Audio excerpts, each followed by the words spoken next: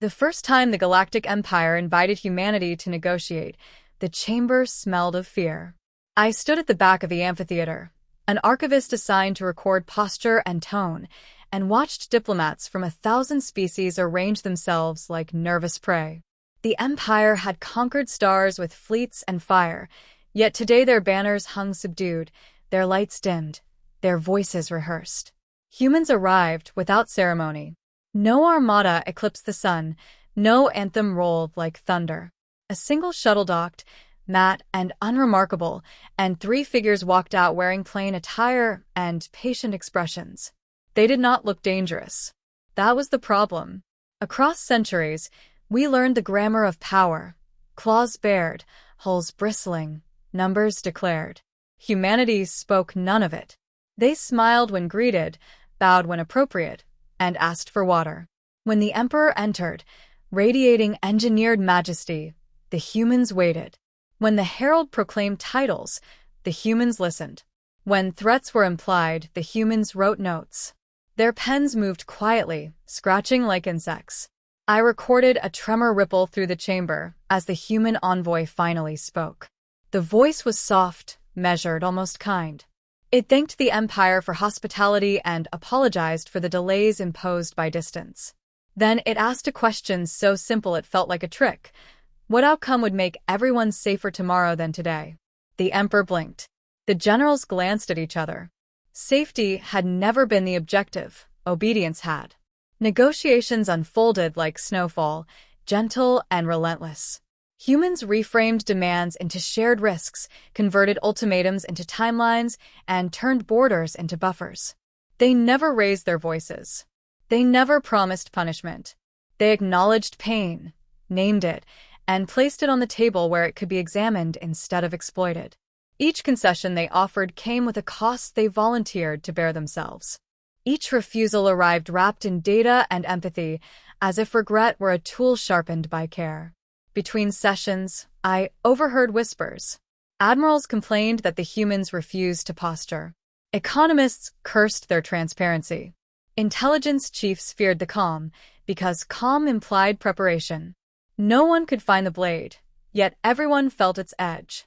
I studied the human aides. Their eyes missed nothing. They mapped reactions, logged silences, tracked who interrupted whom. They measured us, not as enemies, but as systems. On the 3rd day, an imperial vassal attempted leverage. A colony would be seized unless humanity accepted unfavorable tariffs. The chamber stiffened. This was how negotiations ended, with force revealed and pride salvaged. The human envoy nodded, thanked the speaker for clarity, and requested a recess. When they returned, they projected a model. No weapons, no threats. Just consequences. Trade flows collapsed. Refugees multiplied. Insurrections sparked. Every path led to years of blood and a smaller empire. Then the envoy added a final slide. Humanity's proposal absorbed the shock. Food shipments, mediators, shared patrols, debt forgiveness. It was expensive. Humanity would pay first. The Emperor's advisors whispered numbers and went pale. Victory, achieved without humiliation, would belong to everyone. Defeat, without violence, would belong to no one. I realized then why the Empire feared human diplomats. They offered a mirror polished so bright it burned. They forced you to see yourself as you were and as you could be, and then they waited. Refusing them meant choosing ugliness in front of witnesses. Accepting them meant surrendering the comfort of cruelty. As the session adjourned, I filed my report with shaking hands. The humans smiled again, patient, inexhaustible. Outside, the banners lifted slightly, as if a breeze had found the hall. The Empire would sign. It would call this peace. I would call it something else entirely, and pray we never learned what came after patience ended. Somewhere beyond the station, fleets adjusted orbits and histories held their breath. I sensed the shape of a promise forming, unspoken yet absolute. The humans would keep this peace with diligence and mercy until mercy failed.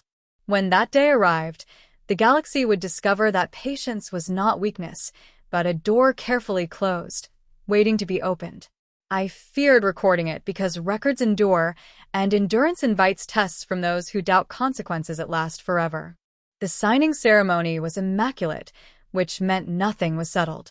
I watched the humans as the seals burned into light and vanished, watched how they did not celebrate. Around them, Imperial officials exhaled relief, believing catastrophe had been postponed indefinitely. Humans understood time differently. To them, postponement was preparation. In the weeks that followed, embassies bloomed like cautious flowers across Imperial space. Human diplomats arrived with crates of medicine, educators, engineers, and archivists. They learned languages with unnerving speed. They memorized holidays, taboos, grief rituals. They listened more than they spoke, and when they spoke, they remembered what had been said to them months earlier by a minor clerk no one else could name. I cataloged their movements and realized they were building maps no scanner could detect. Maps of trust, resentment, pride, and fear.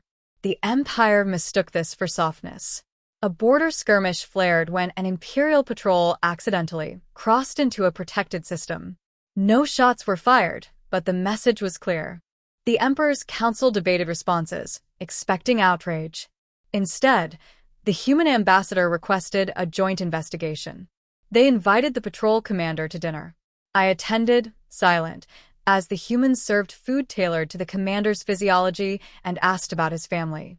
By dessert, he was confessing doubts about the orders he'd received. By morning, the patrol had been reassigned, and the sector quieted. Rumors spread that humans were manipulating minds. The truth was worse for the Empire. Humans respected agency. They offered choices framed so clearly that excuses evaporated. When violence was chosen, it was exposed as choice, not inevitability. That frightened leaders who thrived on ambiguity. Economic pressures followed. Not sanctions, partnerships. Human companies proposed joint ventures that revitalized failing worlds, but with clauses tied to labor protections and transparency. Refusal meant stagnation visible to citizens. Acceptance meant accountability. Governors grumbled as approval ratings shifted away from inherited power toward measurable outcomes. I saw memos stamped confidential that reeked of panic. Then came the incident that changed the tone. A mining consortium, backed by Imperial interests, poisoned a moon's aquifers to force relocation. The humans requested arbitration. Evidence was overwhelming. The consortium stalled. Weeks passed. Protests ignited. The humans waited, then published everything. Names, data, projections. They released it simultaneously to every species press, translated and indexed. No accusation, just facts arranged like a guillotine blade. The Empire moved to suppress the story. Human diplomats quietly withdrew their advisors from 3 critical systems. Aid shipments paused. Mediators stood down. Not as punishment, they said, but to avoid complicity. Within days, unrest spiked. Supply chains snarled. The Emperor demanded compliance. The consortium capitulated. Reparations flowed. The moon lived. I recorded the aftermath and noticed a pattern. Humans never escalated with force. They de-escalated with absence. They removed their hands and let gravity do the work. It was elegant. It was terrifying. Behind closed doors, generals argued for contingency plans. Fleets drilled near human borders. The humans responded by inviting observers. They shared schedules. They shared constraints. They shared nothing else. I studied the observers' reports. Every drill revealed a doctrine of restraint so disciplined it felt coiled. Weapons stayed cold. Command chains were redundant and human. Always human. At a reception, I dared to ask a human aide why they risked being misunderstood. She considered me with a gentleness that felt earned. Because clarity is kinder than fear, she said. And because fear is expensive. As months turned, the Empire's confidence eroded. Peace held, but only because it was maintained like a machine oiled, monitored, adjusted. Humans did the maintenance publicly. The Empire did its scheming privately and found it increasingly difficult to pretend. I sensed a threshold approaching. Diplomacy had revealed leverage without threats, power without spectacle. The question was not whether the Empire feared human diplomats.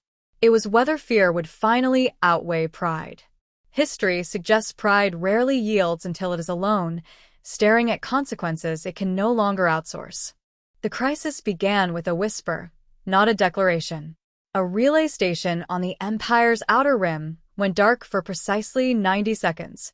No alarms, no explosions, no casualties. When the signal returned, it carried a single line of corrupted telemetry that meant nothing to engineers and everything to strategists. Someone had touched a system they were not meant to understand. The Empire accused no one publicly. Privately, suspicion coiled around humanity like smoke. I was summoned to an emergency briefing where admirals spoke in clipped tones and avoided saying the word human. They reviewed fleet readiness, weapon status, and contingency protocols last revised centuries ago. Every plan assumed an enemy who would announce themselves. None accounted for an adversary who preferred silence. Human diplomats responded before accusations were voiced.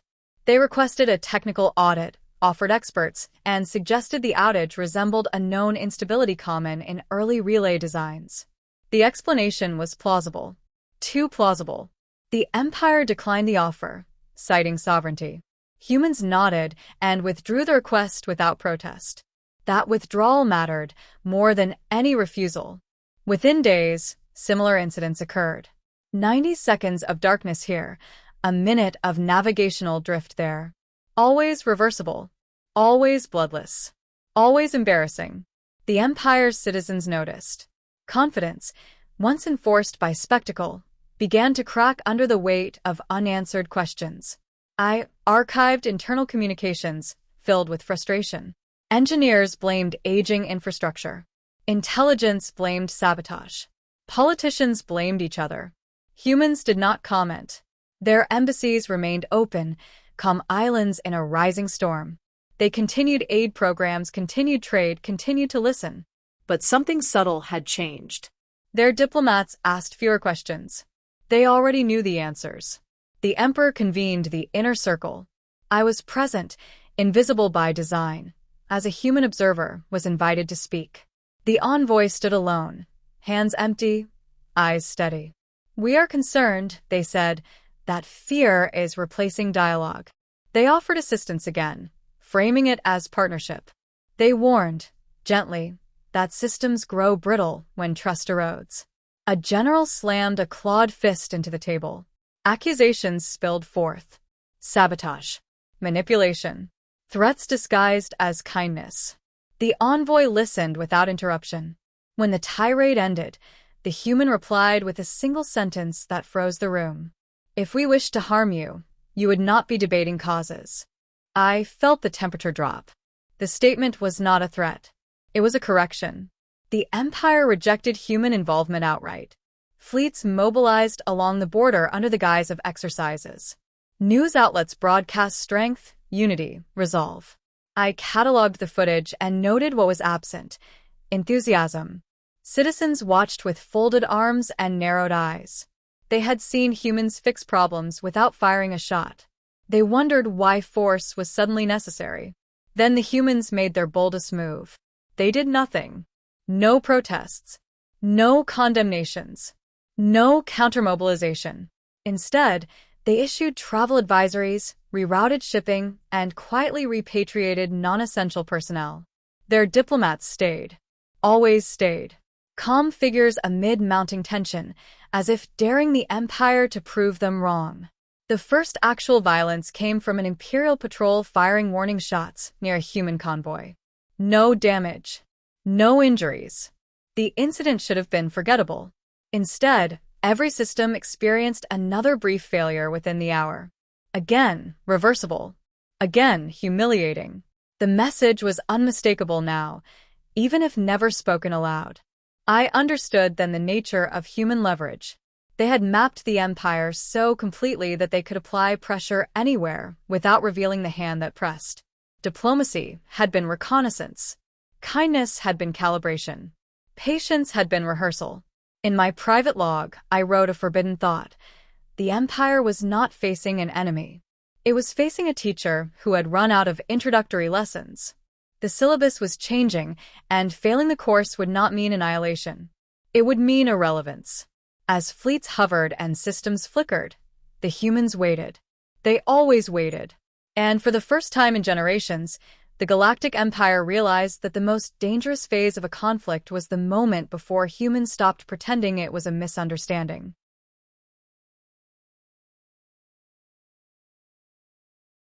The Empire crossed the line quietly, the way cowards always do. No grand invasion, no declaration of war. A single directive moved through classified channels authorizing containment operations against human diplomatic assets. It framed the action as precaution. It used words like stability and deterrence. History loves such words because they hide bodies well. The first human embassy was seized on Karos Prime. Imperial security forces entered with weapons powered but lowered, expecting resistance or outrage. They found neither. Human diplomats complied, recorded every step, and requested legal documentation with the same calm they had shown for years. When the last human was escorted out, the embassy lights dimmed automatically, systems entering a dormant state as if the building itself had decided to hold its breath. Within an hour, 3 Imperial logistics hubs experienced cascading failures. Again, no explosions. Just delays. Cargo misrouted. Fuel schedules desynchronized. Relief convoys late by minutes that turned into hours. Governors demanded answers. None came. I was embedded with the Emergency Continuity Council when reports arrived from across the Empire. Communications latency increased by fractional percentages. Nothing provable, nothing actionable. Financial algorithms began producing conservative forecasts that spooked markets. Medical supply chains triggered redundant safety checks that slowed distribution just enough to be felt. Everywhere, systems obeyed their programming while betraying their purpose. The Emperor ordered a halt to further seizures. The damage was already done. Human diplomats issued a single public statement, broadcast galaxy-wide. It was brief, regretful. It expressed disappointment that trust had been compromised and announced the temporary suspension of cooperative frameworks until legal norms were restored. No accusations. No ultimatums. Just a closing line that tightened my chest. We will not be present where our presence is unwelcome. They left. Not in panic. Not under escort. One by one, human embassies powered down, sealed themselves, and became inert monuments to an era that had ended. Advisors departed. Mediators vanished. Aid shipments stopped mid-route and turned back. Trade vessels rerouted along longer, safer paths that bypassed Imperial space entirely. The Empire celebrated the withdrawals as victory. News feeds blared independence regained, foreign influence expelled. The celebrations lasted less than a week. Without human mediators, border disputes flared unchecked. Without shared logistics software, efficiency plummeted. Without human data models, disaster responses lagged behind reality.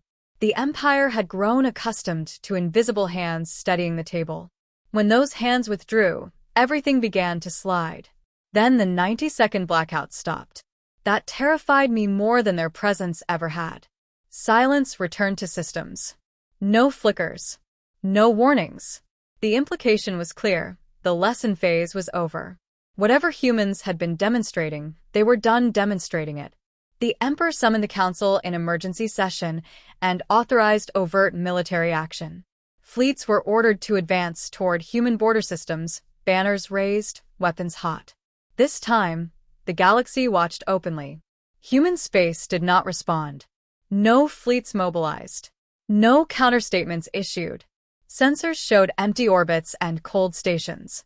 It was as if humanity had evaporated, leaving behind only infrastructure and unanswered questions. The first Imperial fleet crossed the border unopposed. The second followed. Cheers echoed through command decks.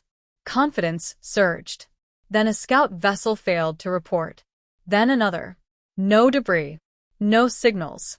Just absence. I stared at the tactical displays as icons vanished without transition. The fleets halted, commanders shouting for explanations. Engineers found nothing wrong. Weapons had not fired. Shields had not flared. Ships were simply gone. A delayed transmission arrived moments later, encoded in formats every species could read. It was not a threat. It was not a demand. It was a record, timestamps, coordinates, and a single line of text. Diplomacy phase concluded. The room fell silent. I realized then the terrible truth the Empire had refused to accept. Human diplomats had not been shields preventing war. They had been the warning. And the galaxy had just learned what followed when the warning was ignored. Panic has a sound. It is not screaming. It is the sudden absence of it, when 1,000 command rooms fall silent at once. I heard that silence spread through the Empire as vanished fleets were reclassified from missing to presumed removed. No enemy signatures. No wreckage fields. Just gaps where power had been. The Emperor demanded retaliation. Advisors hesitated. Against what? Against whom? Human space remained empty, their borders an illusion drawn around nothing. Sensors detected no mass movements, no energy spikes, no strategic redeployments. The humans had not advanced. They had simply decided where the Empire would no longer be allowed to stand. Civil unrest ignited within days. Worlds dependent on imperial protection realized that protection had always been theoretical. Trade guilds froze assets. Vassal states began quiet negotiations with each other, not with the throne. I documented emergency decrees issued faster than they could be enforced. Authority hemorrhaged meaning. Then the message arrived. It did not come through military channels. It appeared simultaneously on public networks, academic archives, and personal devices. No encryption. No signature. Just a calm human voice, translated perfectly into every language. This is not war, it said. War requires opposition. This is containment. The message explained nothing further. It didn't need to. As it played, long-range sensors detected a phenomenon along the Empire's periphery. Zones of denied transit, not through force, but through impossibility. Hyperlanes bent away. Navigation solutions failed to converge. Physics itself seemed to prefer routes that did not intersect human-defined space. The Empire tried to adapt. New equations. New drives. Experimental jumps. Each attempt resulted in loss without violence. Ships arrived light years off course, or not at all. Crews were never recovered. No signals followed them, not even distress. I understood then that humanity had not built walls. They had rewritten permissions. A final delegation was assembled in desperation, stripped of pride, and escorted to the last human-accessible relay. I went with them because archivists are sent where endings are expected. We found a human station waiting, lights warm, doors open, as if nothing had changed. Inside, a single diplomat greeted us. Older than the others I'd seen. Tired but not unkind. The Emperor's representative begged, apologized, promised reforms, offered submission wrapped in ceremony. The human listened. When the pleas ended, the diplomat spoke softly. We tried coexistence. We tried patience. We tried guidance. You treated our restraint as weakness. A pause. That misunderstanding is now corrected. What do you want? The representative asked. The humans shook their head. Wanting implies negotiation.